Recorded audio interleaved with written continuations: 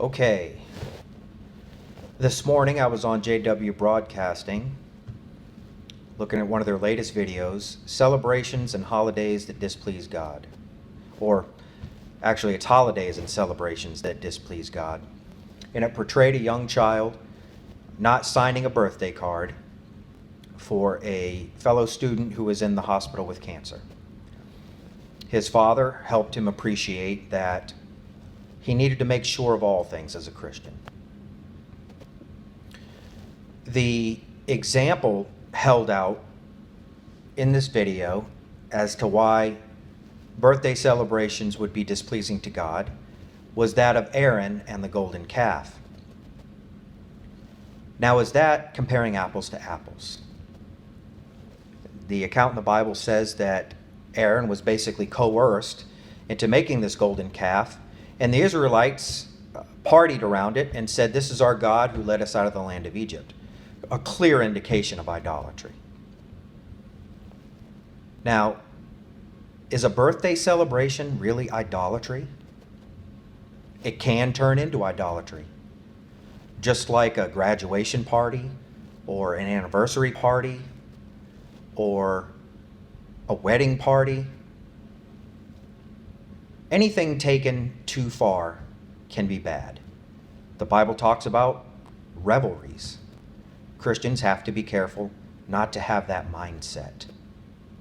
But it doesn't mean that those celebrations in and of themselves are displeasing to God. Obviously, these are my viewpoints. I'm not attempting to be dogmatic in any way.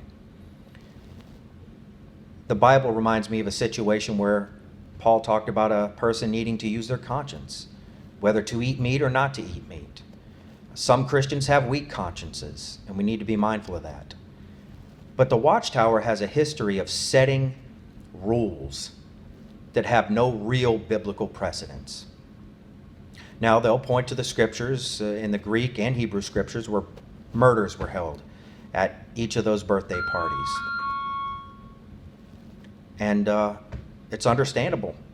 Things can get out of hand at a birthday party, but they can get out of hand in any party. Now, a birthday celebration, if modest, are they meant to make the person an idol, or is it more honor for the person? My understanding is that it's more of a celebration of honor, a celebration of the gift of life which God created. Now, witnesses have no objection to anniversary parties because they will say, well, the marriage arrangement was instituted by God. Well, before the marriage arrangement was instituted, life was given by God. And clearly, I don't see anything in the Bible that shows celebrating life is wrong. Now, the Bible does say the better is the day of one's death than the day of one's birth. But it doesn't mean the day of one's birth is bad. Also, the Bible holds out dogs as something in a negative light in the Bible, especially in the book of Revelation. Does that mean Christians shouldn't own dogs? I can't tell you how many witnesses that I know own dogs. So clearly that would not be the case. Now, another point that really bothered me was the young boy saying many times in the video that it is a case of mixing true worship with false worship. Now, in my studies of the history of Jehovah's Witnesses over the course of 137 years, that is so hypocritical, it's pathetic. How many false teachings can you think of that you've become aware of that Watchtower has mixed with their so-called other true teachings that they would have?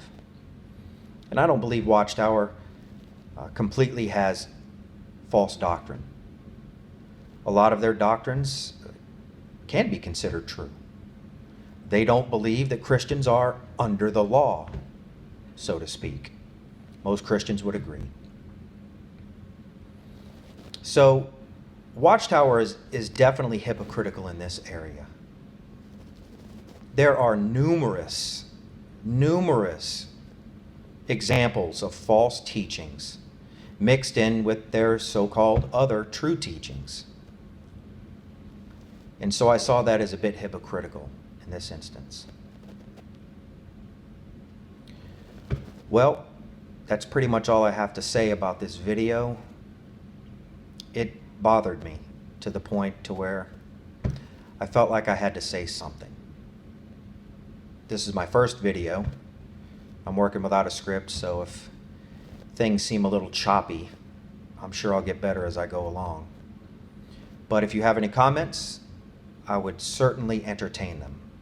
I enjoy feedback, and we all make mistakes and perhaps speak out of turn, so if there's something I said that may needs to be corrected, I welcome it.